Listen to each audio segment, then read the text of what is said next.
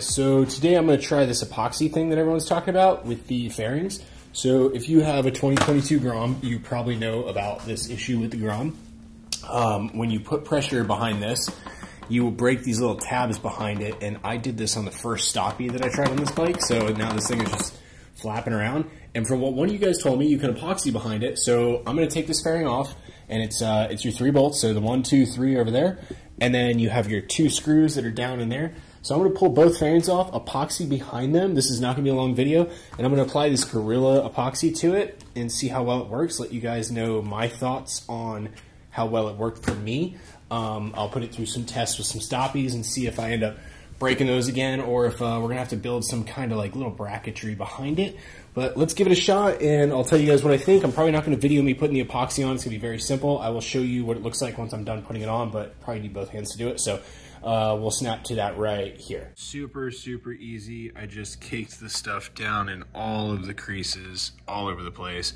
And it is clear, so you're not really going to see it, but it's all down in there. And we're going to see how this works out.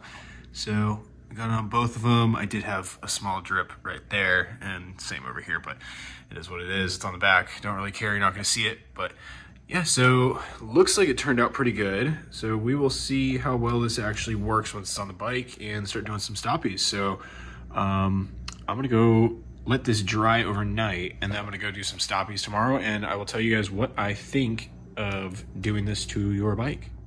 Okay guys, so I took this out and did some stoppies and got a little crazy with it.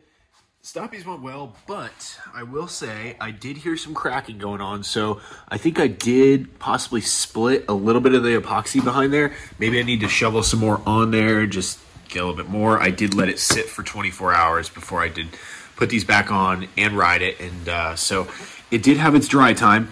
But right here, I noticed that there's a little bit of a gap, so I do think that I cracked it right here along that spot, only on this side, because that side still looks good.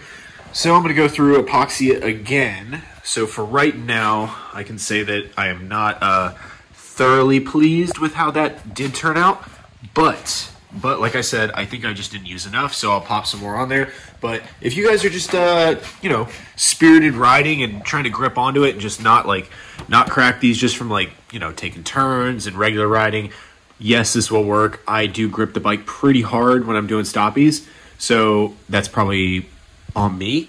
But I will say, you know, this does work, so don't knock it.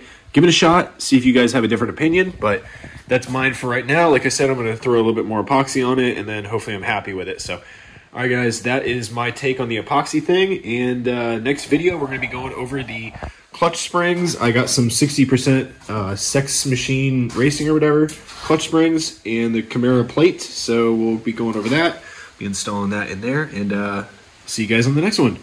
Peace.